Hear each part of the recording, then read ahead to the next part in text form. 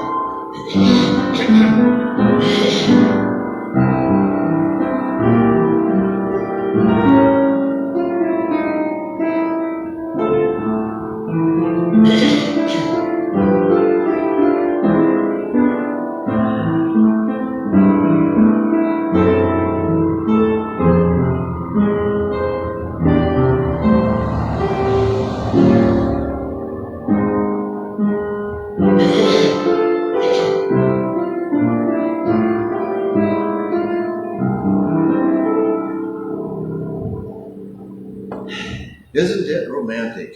What a great tune to start with.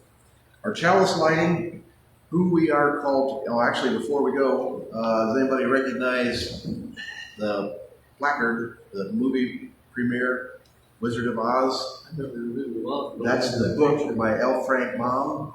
The reason we're talking about the Wizard of Oz is 2 weeks ago, the Richmond Community Theater did the Wizard of Oz.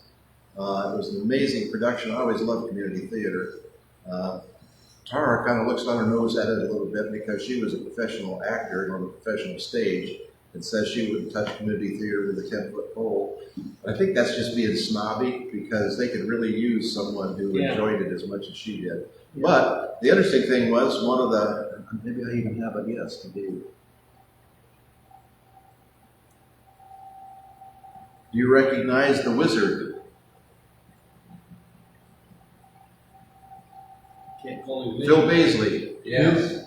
Phil Baisley was Professor Marvel and the Wizard of Oz.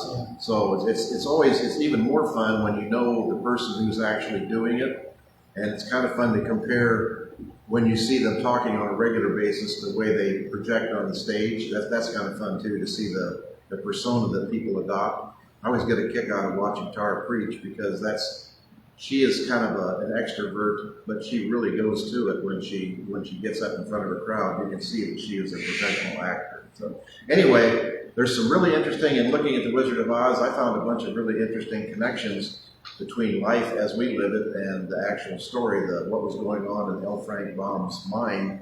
It was written in the late 1800s, early 1900s, and of course the movie was made in 39, which basically brought it into prominence. But if you've seen the books or seen the original sketches, or if you've seen the movie Return to Oz, they made a sequel to it later, and that followed the L. Frank Baum book. The way the wizard looked, the way the scarecrow looked, the way the Tin Man looked were completely different than what the movie did with it. So we'll talk about that a little bit too. So anyway, our chalice lighting, who we are called to be. Our chalice is a reminder that in hard times, our ancestors in faith acted with courage to bring hope and safety, to bring life itself to threatened people. We light it today as a reminder of who we are called to be in a world still dangerous and despairing. With courage and faith, we bring ourselves to the work before us. That's by Pat and Tree Leakney. Our opening hymn is number 6, Just As Long As I Have Breath.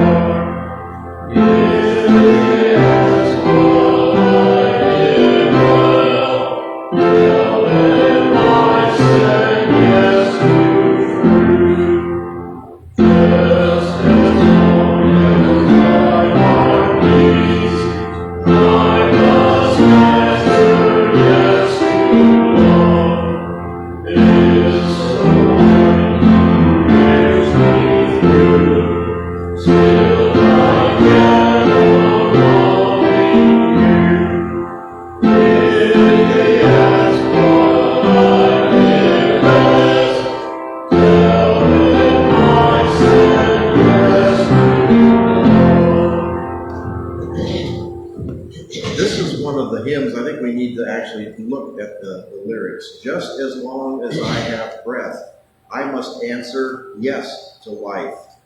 Though with pain I made my way, still with hope I meet each day. If they ask what I did well, tell them I said yes to life. Just as long as vision lasts, I must answer yes to truth. In my dream and in my dark, always that elusive spark. If they ask what I did well, tell them I said yes to truth. Just as long as my heart beats, I must answer yes to love. Disappointment pierced me through, still I kept on loving you. If they ask what I did best, tell them I said yes to love. We have to keep saying yes. A blessing for one I cannot forgive. This is the affirmation. Before we begin, I invite you to take a breath if that's comfortable for you. Let it be deep enough to touch whatever feels tender inside you. Let it be gentle enough for whatever you may be carrying within you. There is nothing you need to fix at this moment. Soften if you can, and let your heart open a little. I speak this prayer 3 times, pausing between each one. May these words meet you where you are and offer what you need. A blessing for the one I cannot forgive. May you find peace, even though I cannot be its source. May the wound that impelled you to hurt fill in over time. May I release the weight of holding you in judgment, because I am worthy of rest. I am worthy of being at peace. I am worthy of feeling free. May I find peace in letting go, even if forgiveness never comes. Very profound. All right. We're changing our order as we usually do because the children's story always connects to the sermon, so rather than split it up into joys and concerns, we're going to do joys and concerns first. What do we have for joys and concerns? We'll light a candle for our missing attendees.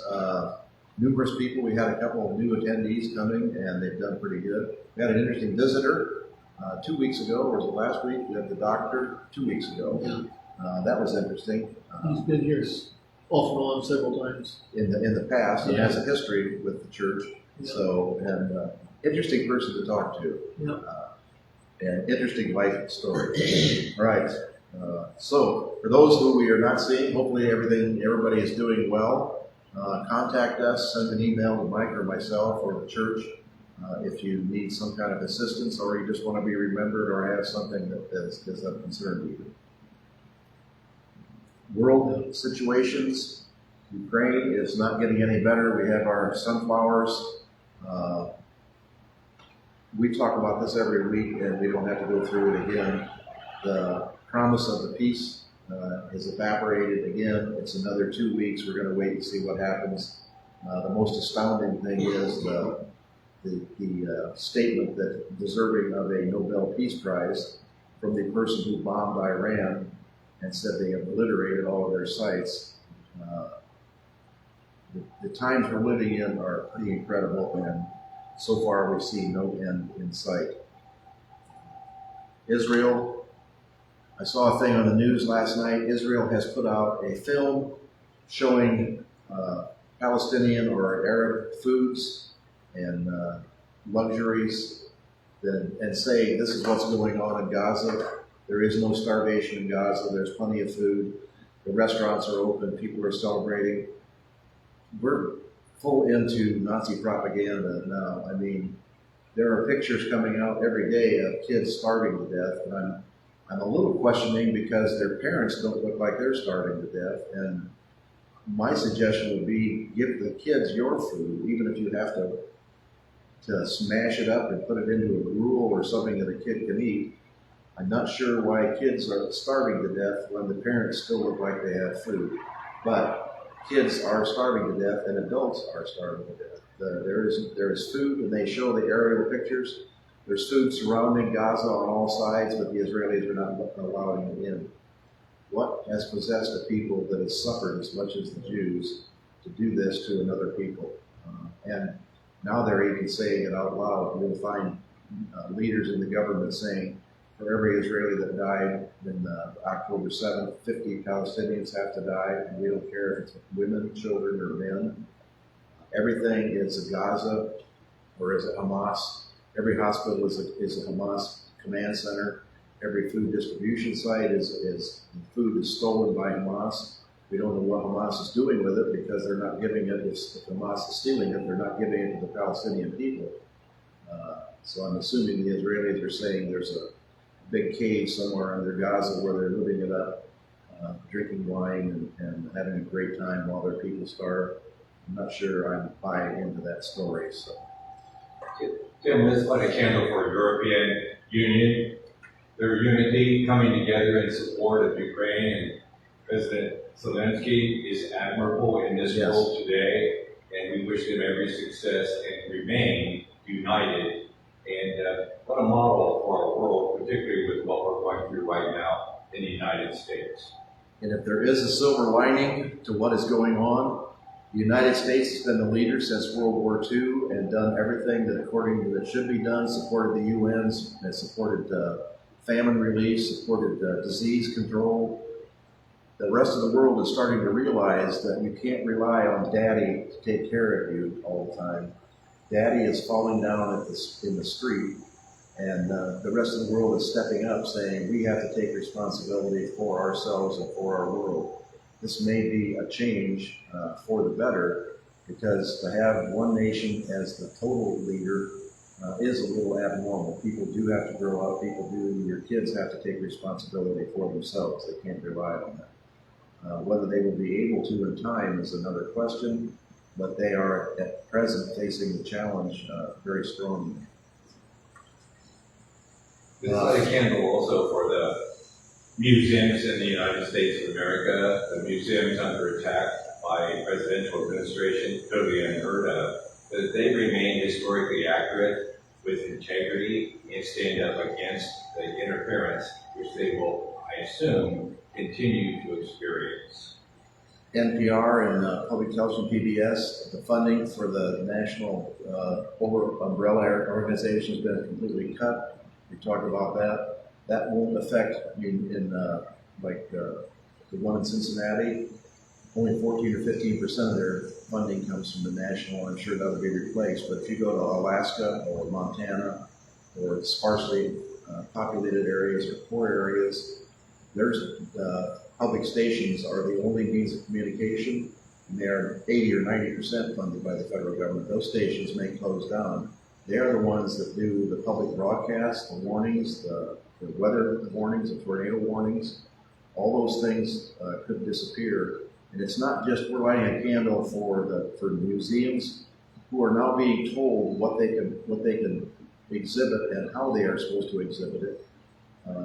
The entire fabric of the United States that has been built up over the last 200 years is being shredded. It's pretty incredible to sit here and watch this and not be able to do anything about it. The latest one was the National Transportation Board just said there had to be no more colored sidewalks. Have you heard that one? This is in relation to the Pulse nightclub 3 or 4 years ago. 49 members in the Pulse nightclub, which is a transgender LGBTQ nightclub, were slaughtered by a crazy person. The street crossing out front of the nightclub was painted in rainbow colors, the zebra stripes, if you know where the crosswalks. And in Florida and in many other states, many of these crosswalks have been decorated with colors and designs, and they've done studies, the states have done studies, that actually improves traffic safety because people, when they come up to a colored crosswalk, they actually pay attention to it. If it's just a black and white crosswalk, they just drive right through it. So there have been 50% fewer pedestrian accidents in the colored crosswalks because the Pulse crosswalk is done in rainbow colors to honor the people who were killed. The federal government has said no state can have a colored crosswalk. So many states and cities are painting over their crosswalks. Some states are saying, and some cities are saying, we're not going to do that, so we'll see how that shows up. In Florida, the state of Florida, of course, is Johnny on the spot, painted over the crosswalks. The next day, the LGBTQ community went out with chalk and colored them all back in again with chalk. So we'll see how, tit for tat, we'll see how that works. It gets washed off every night and applied every day. But the people are not taking this sitting down or lying down.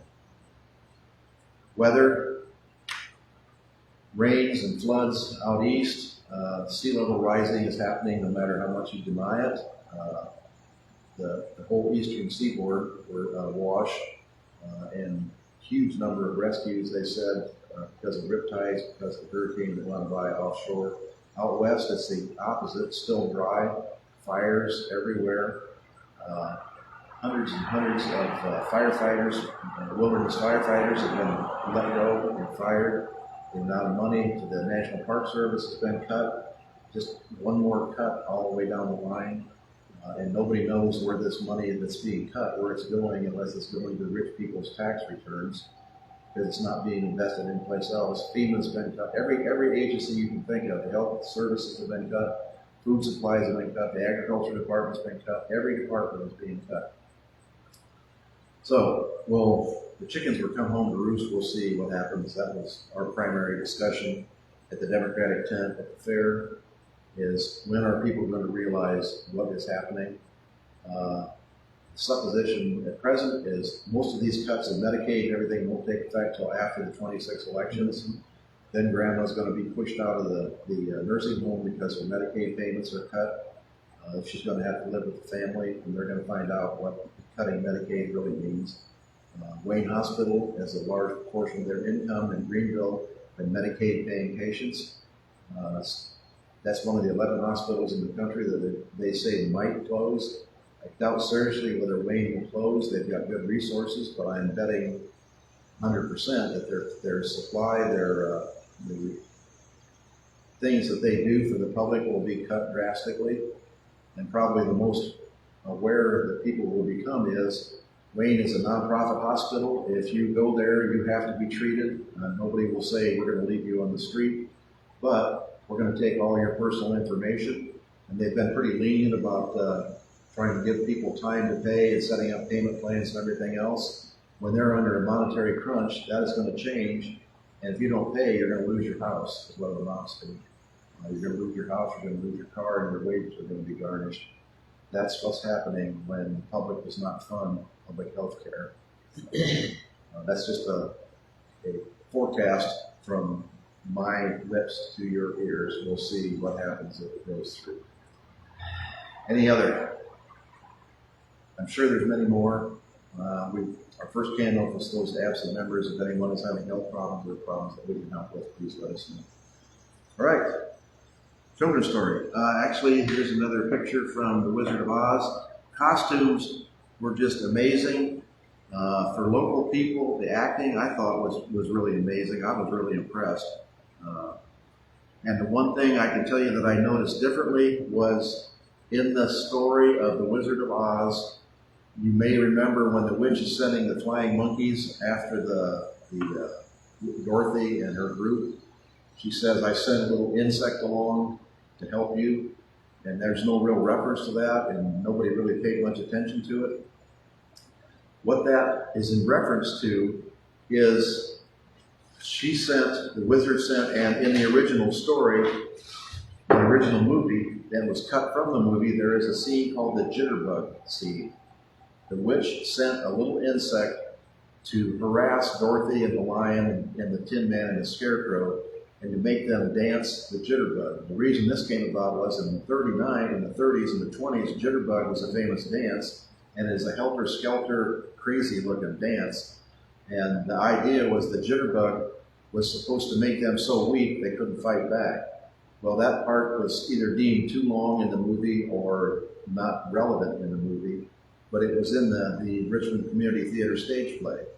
And people like me, who had no history of The Wizard of Oz other than seeing the movie and reading the original first book, had no idea what the jitterbug was about, and it didn't seem to fit. And I'm thinking, well, that's not right. They've added something in that wasn't in the movie, and making a mistake once again that Hollywood has the final say on what is reality and what is not reality. That was actually in the book, and it was originally in the movie.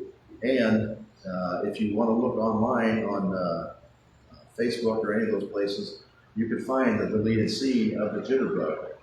It's an interesting song. It really doesn't, it was in the stage play.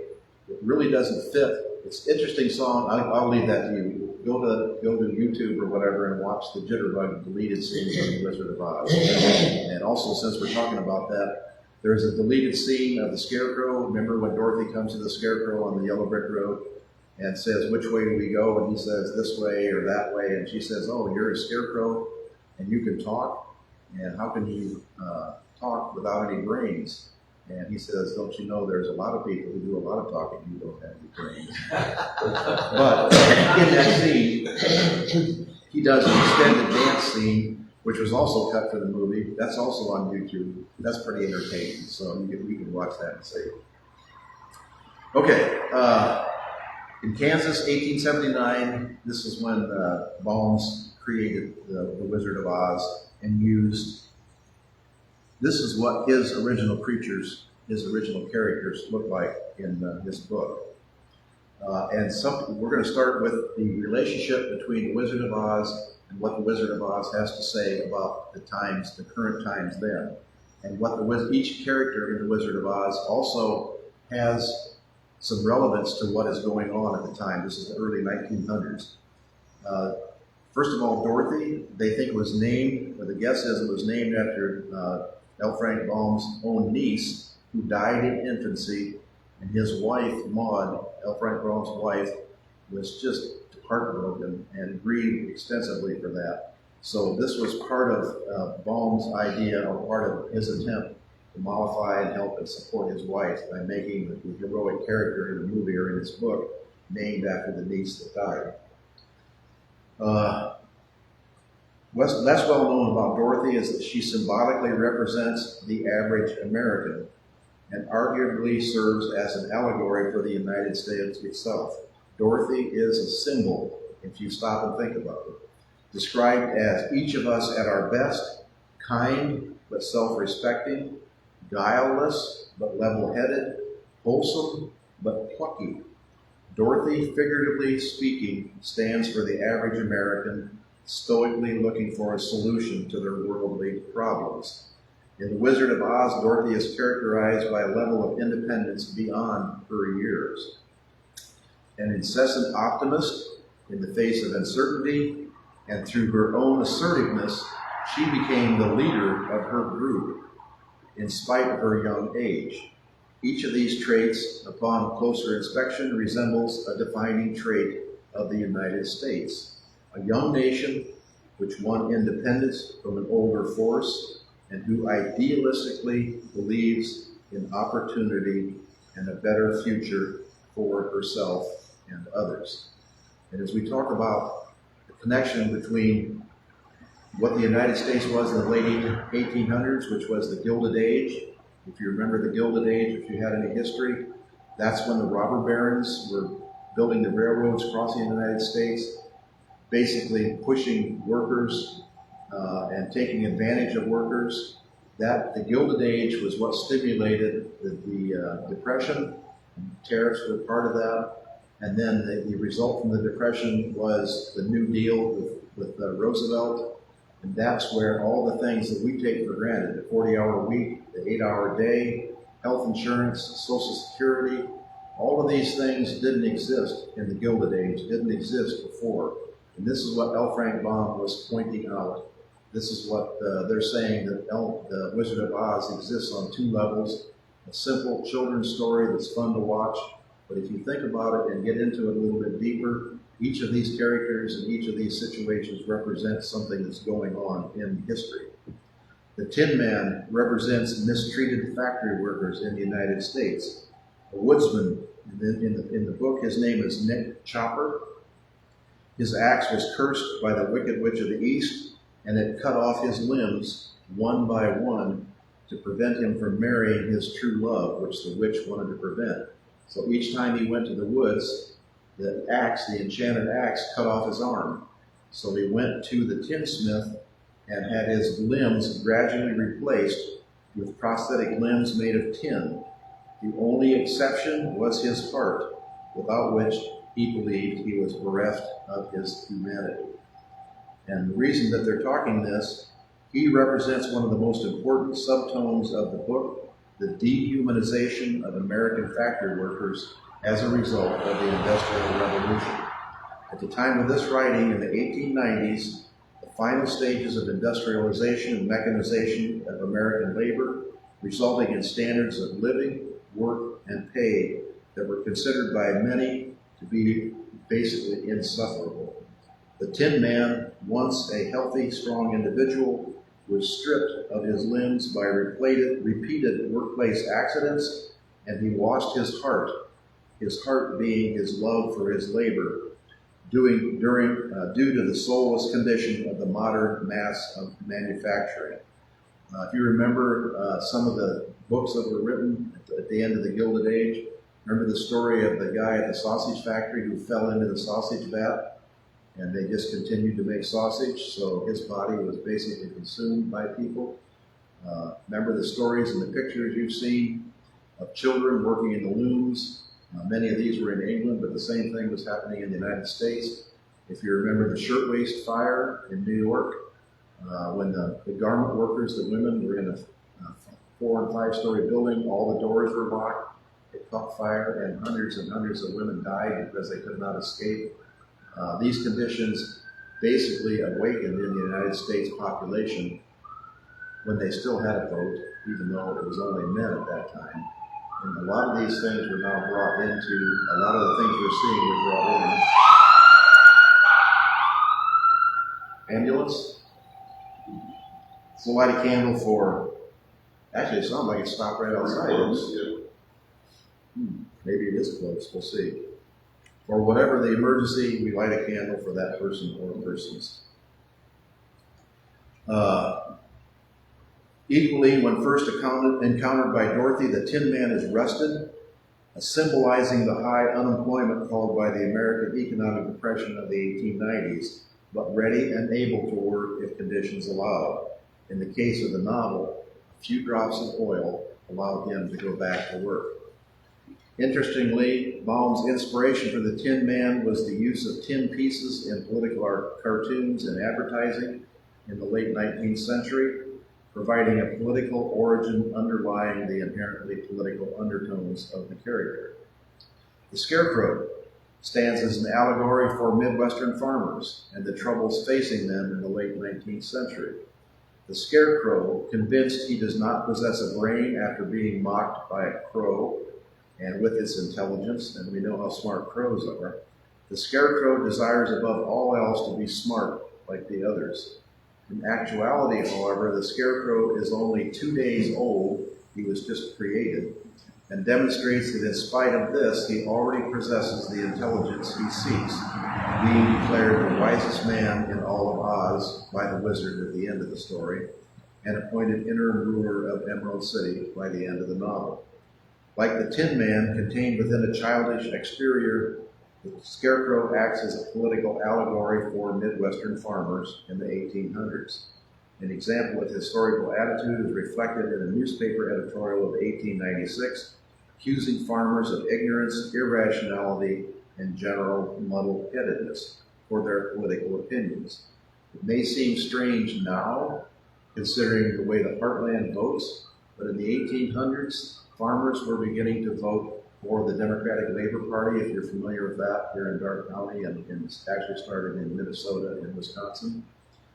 Farmers were the origin of the New Deal. They were the origin of support for public works, public finance, and WPA, for support for farmers, the support for trying to stop the foreclosure of farms, which was big business and big money taking over the agricultural land, which is, as a coincidence, happening again today. Bill Gates and big industrial groups are buying up farmland by the thousands and thousands and thousands of acres. These giant groups own farmland all over, and you might have noticed and you might have seen the ads on TV, these people also own houses all over. No longer is it considered the American dream to buy a house. It's becoming out of people's reach.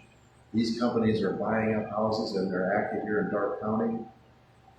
They buy up houses, moderately fix them up to be livable, and then put them in. They are renting houses now, which I rent for $800 or $900 a month, for $1,200 or $1,300 or $1,400 a month, and they are getting that kind of money. So I'm going to have to raise my rates, obviously.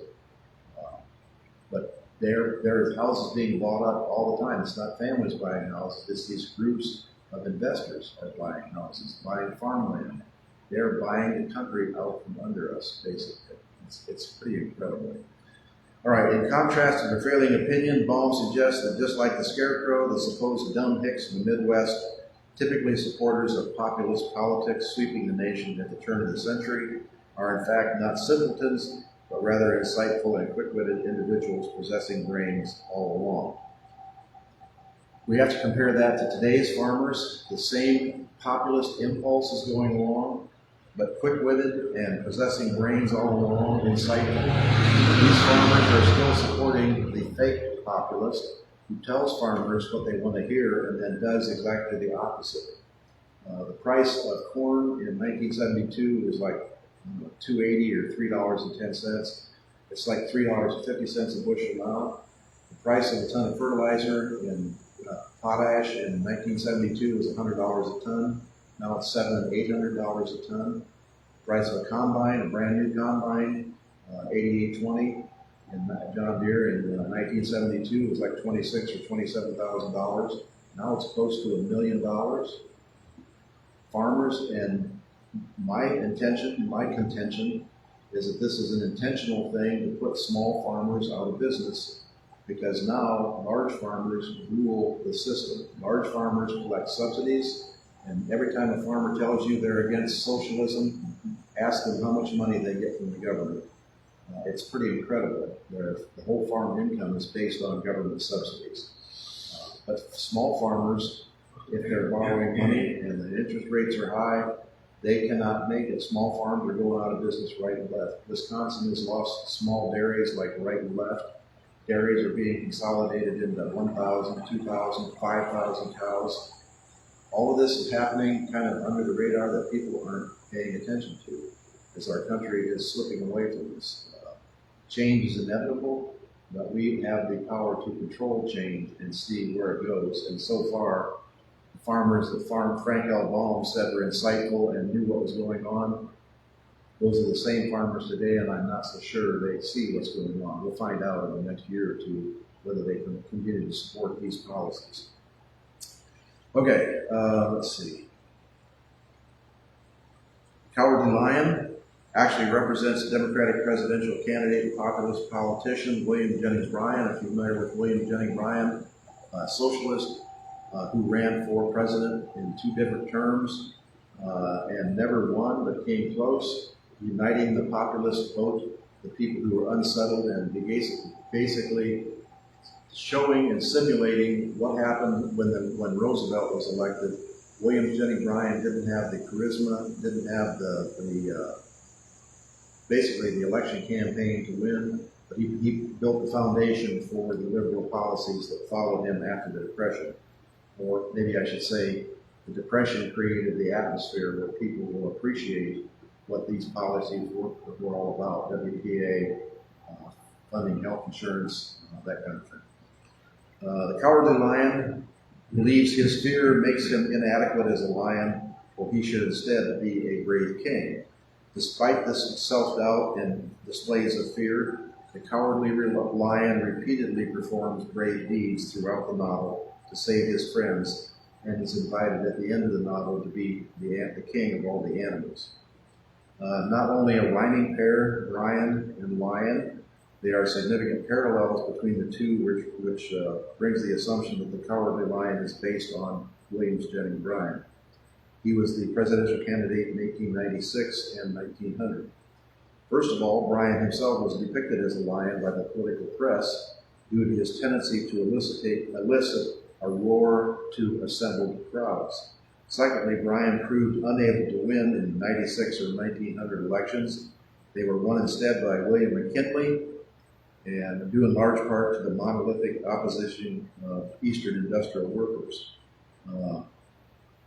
Interestingly enough, and the same thing is happening now, Bryan was defeated by the industrial workers of the East, who were united and maybe fooled into believing that the policies of populism were going against their interest, so the farmers were opposed to the workers.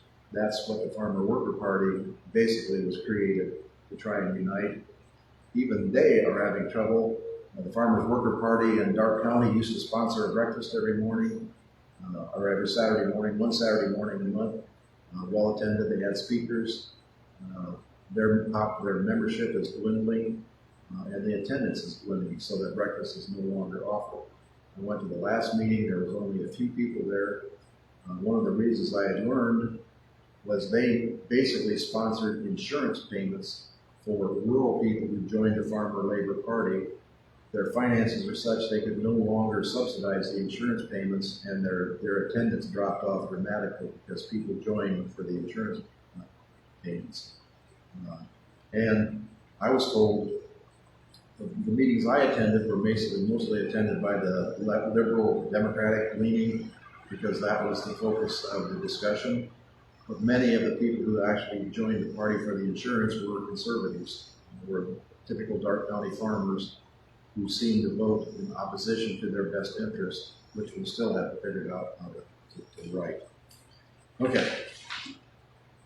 Farmers opposed to workers, or union farmers opposed to Democrats. We've seen the auto workers and the Teamsters opposing Democratic presidential candidates and voting for a candidate who is avowedly and openly anti-union. It doesn't make any sense. It doesn't make any sense. Unions are being attacked on one side and another, and you think they would vote for the party that supports unions. That is part of the craziness that is going on in the world today. Okay, 1900, The Oz, written by Frank L. Baum, and movie in 1939 with Judy Garland, one of the most popular and enduring stories over 100 years later. Any story that remains that popular has to have some deeper meaning involved in it. An additional study is the Wicked Witches served as the metaphors for powerful interest in American politics. They are the primary opposition of the wizard, and the Wicked Witch of the East, having enslaved the Munchkins of Oz, caused the amputation of Nick Chopper, appears only briefly when she is crushed by Dorothy's house. Upon her death, the Munchkins celebrate their freedom from bondage. The Wicked Witch of the West serves as the evil ruler of Winkie Country, ousting Oz and enslaving its people, seeking first to destroy and later capture Dorothy in order to obtain her magical shoes. She is killed when a bucket of water is thrown over her by Dorothy. Tara had, she also, of course, she went to the play. She used it in her sermon the next week, and that's what gave me the stimulation to use it for my stuff today. She, in her sermon, I tried to get a copy of her sermon and never was able to do it because she's been pretty busy and I've been at the fair all week. She considered the throwing of the bucket of water on the witch as when you put water on somebody, what is that? She baptized the witch. And that caused the witch to melt or disintegrate. There's a whole, we could talk for hours on what is the result, what does baptism do for your spirit body, what does baptism do for your real body, and how does it save you or not save you. I've looked up a little bit of study on that. Some people say the witch had basically, her blood had all dried up because of the evil that was inhabiting her, and Dorothy freed the witch from that evil by hydrating her, by putting water back on her, which is the point of baptism, is to free the soul. So other people are not so convinced of that interpretation, but it's an interesting one to think about. But I was just struck by the idea of, and I never thought about that before, the witch, when Dorothy threw the pail of water on her, was baptizing her. The other thing is, one of the reasons that Dorothy did that was not to kill the witch. What was Dorothy's intention? This witch had set the scarecrow on fire, and Dorothy took the water to save the scarecrow. Inundating and baptizing the witch was only an incidental side effect of it. The whole point was Dorothy doing a good deed, and the good deed is what caused evil to disappear. So that is something we also need to keep in mind. Okay, despite their seemingly pantomime and absurdist nature, the witches serve as a politically charged metaphor, condemning the power and influence of money and interest of the rich people who control American life. The Witch of the East represents the industrial and banking interest of the East Coast as a character who stole the Tin Man's heart, basically stole the heart of laboring people and the deteriorating conditions of industrial laborers. She is killed by a falling house, a veiled reference to Wall Street and financial greed. Also, the witch is noted as offering assistance to her subjects only at unreasonable cost, resembling the avaricious or the greedy inclinations of East Coast banks. Similarly, the Wicked Witch of the West represents the moneyed interest of the West Coast, including railroad owners and wealthy oilmen. This is the time of the Rockefellers and the Stauntons, the people who founded Stanford University. Those were all rich railroad people and got their money. You know the history of the railroads. When it was the railroad right-of-way was given to them by the federal government, taking the property through eminent domain from the people who actually owned it. And then they built the towns there and charged exorbitant rates to haul your freight from one coast to the other. That's how these people got rich.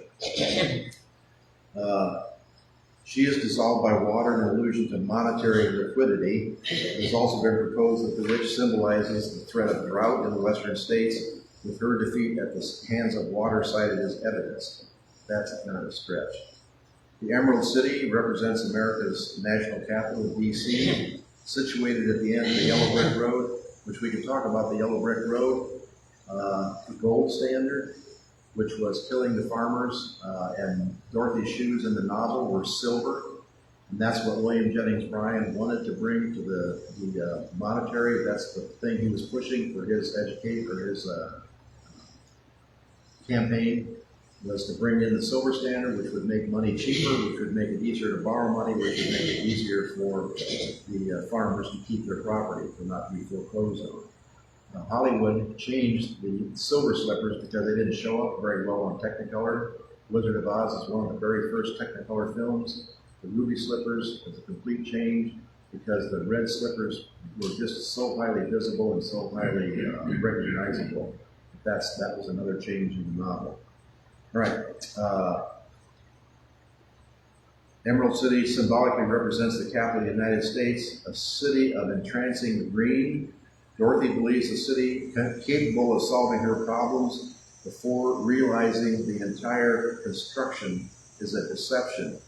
Dorothy, as the average American, discovers that the Emerald City splendor is illusionary. The green coloration is a product of all its citizens being required to wear green-tinted glasses.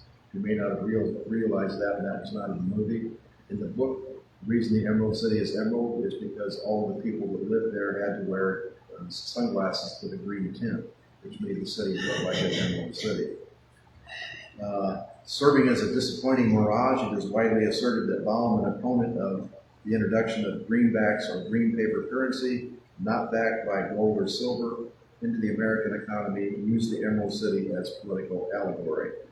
Just as the Emerald City appears wonderful in its positive qualities, it's a delusion among its inhabitants, and its inherent worthlessness of paper money, which we have come to accept, and Baum was wrong about that. Paper money is now the rule of law in the United States, and the paper money is not backed by gold bullion every one.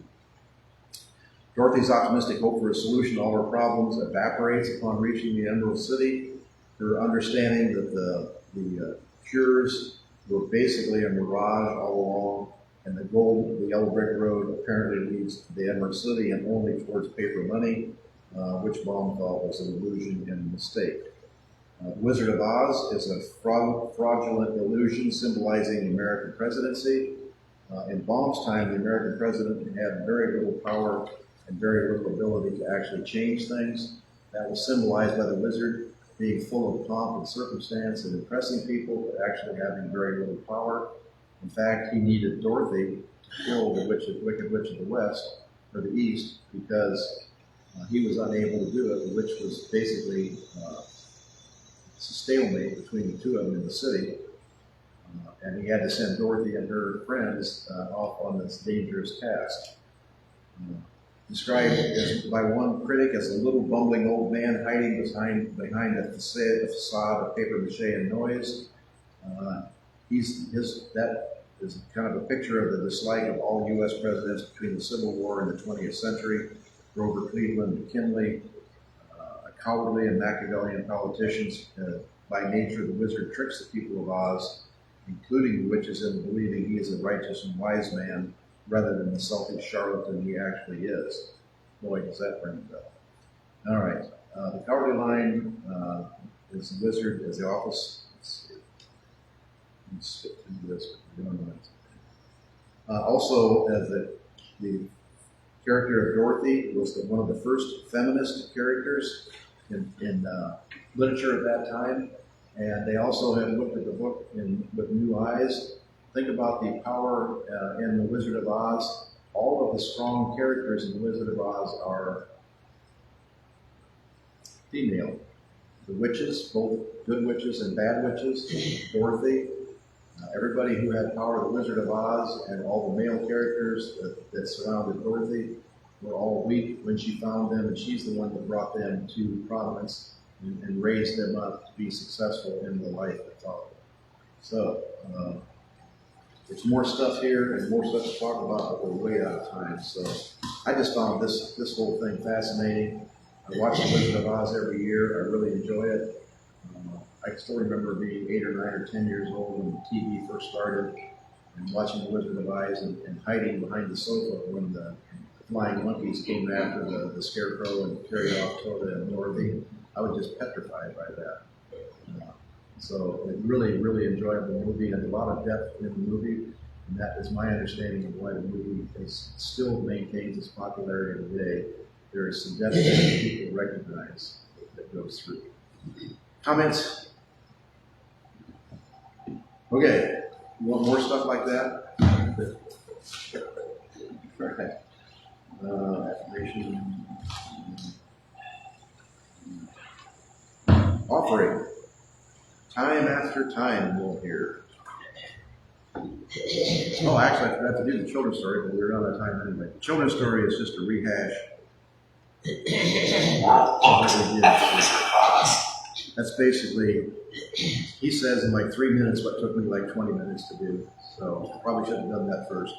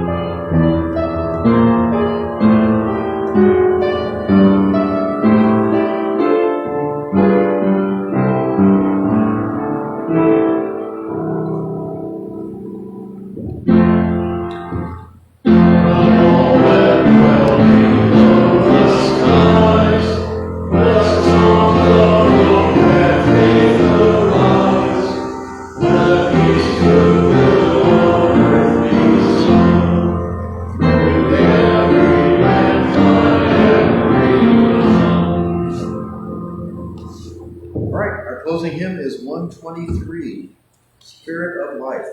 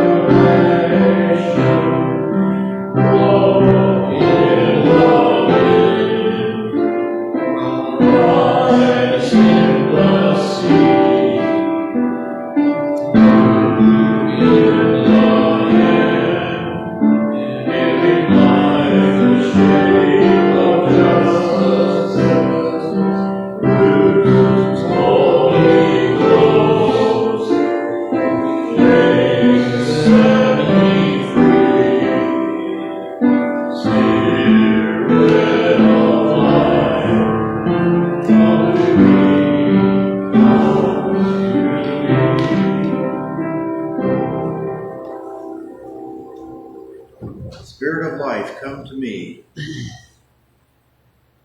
Keep the chalice flame burning.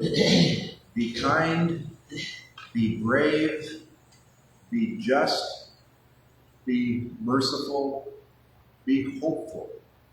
This is how we keep the chalice flame burning until we are together again to light it anew.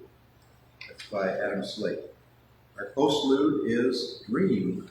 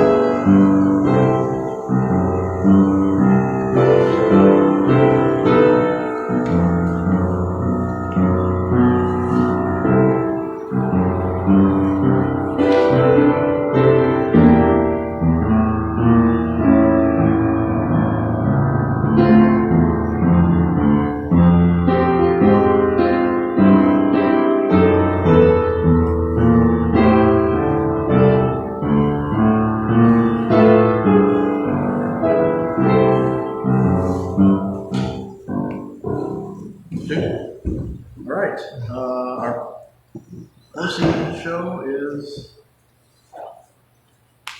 gotta be from the Wizard of Oz.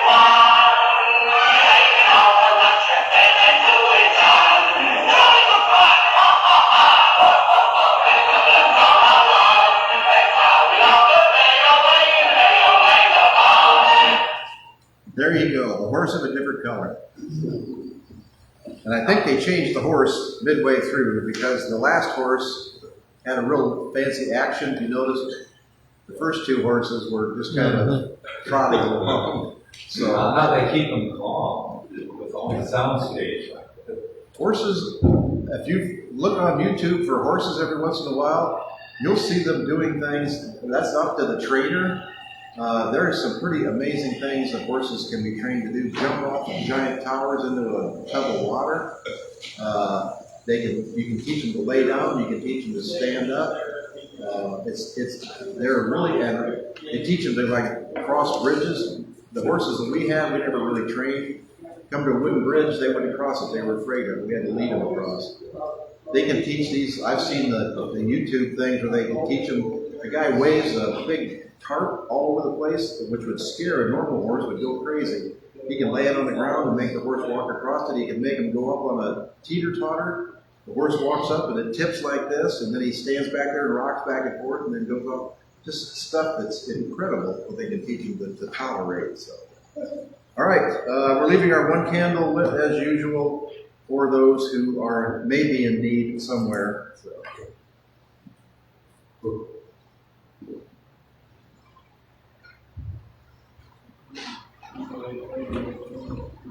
Thank you.